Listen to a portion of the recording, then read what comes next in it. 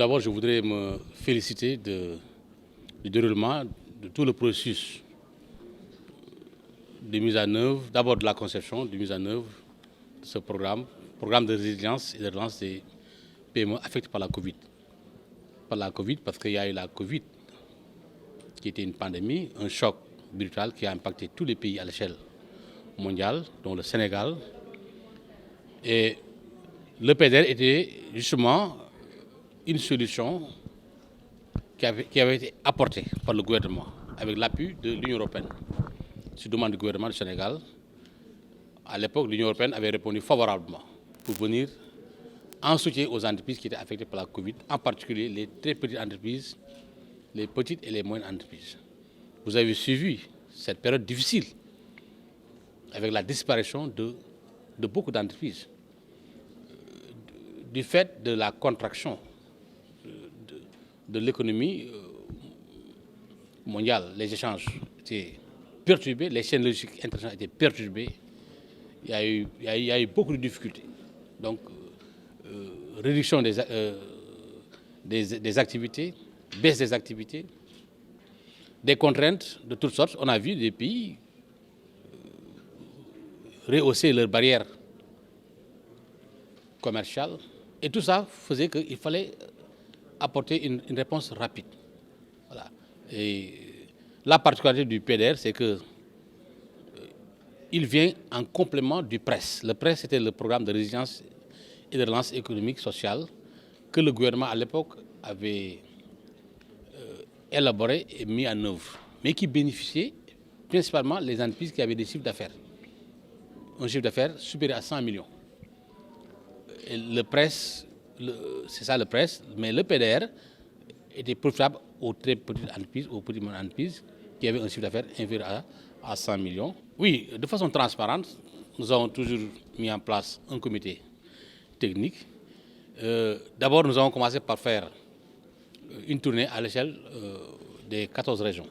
C'était pour les sensibiliser, les informer sur les conditions d'éligibilité.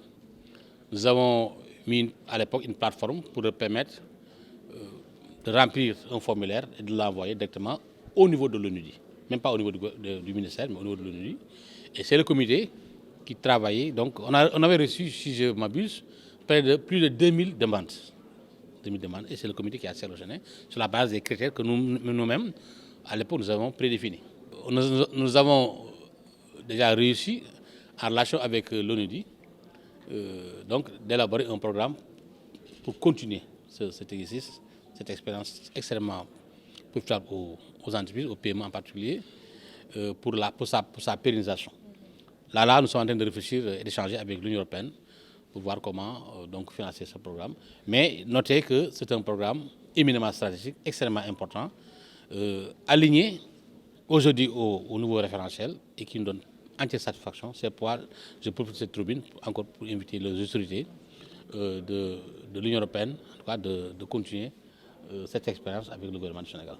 On ne peut qu'être satisfait aussi bien du déroulement du programme, de l'implication des partenaires, aussi bien le bailleur de fonds que les partenaires nationaux, et également des résultats de ce programme. Donc moi je dirais une satisfaction totale. Je crois que le besoin est là. Les entreprises ont exprimé, nous avons fait une enquête auprès des entreprises. Si je me rappelle bien, 99,1% des entreprises enquêtées ont exprimé le besoin d'une continuité en termes d'appui. Donc on travaille dessus, on est en consultation avec le gouvernement et avec des partenaires potentiels pour continuer, espérant que tous les partenaires qui étaient dans la mise en place de ce programme pourront venir ensemble pour assurer le suivi de ce projet. L'Organisation des Nations Unies pour le développement industriel, c'est notre mandat d'assurer le développement d'une industrie durable et inclusive pour nos États membres. Donc, pour le projet, ce n'est pas un projet de l'ONUDI, on n'arrête pas de le rappeler, c'est un projet du gouvernement du Sénégal. L'ONUDI vient pour appuyer la mise en œuvre de ce projet. Et dans ce cadre-là, on a mobilisé les meilleurs experts possibles pour assurer la réussite de ce projet, mais surtout faciliter le dialogue autour de ce projet entre les partenaires impliqués. Donc, il y avait un rôle de facilitation, il y avait un rôle d'expertise. Comme monsieur le secrétaire général l'a rappelé, le projet a été mis en œuvre dans un contexte particulier, la pandémie.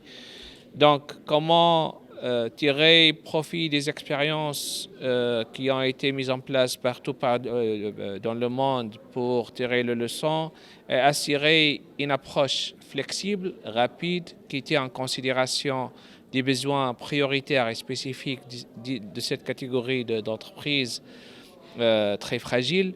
Donc tout cela nous a permis, grâce surtout également aux partenaires nationaux, de venir ensemble et de proposer une approche efficace. Il y a des entreprises qui n'ont jamais utilisé les réseaux sociaux pour promouvoir leurs produits. Maintenant, ils sont des exportateurs de ces produits grâce à ce que nous appelons le marketing digital. Il y avait une certaine rationalisation, par exemple, des coûts d'énergie, des coûts de production, une meilleure utilisation des ressources. La problématique de l'emballage était une problématique assez intéressante, surtout pour les entreprises pour la valorisation des produits locaux.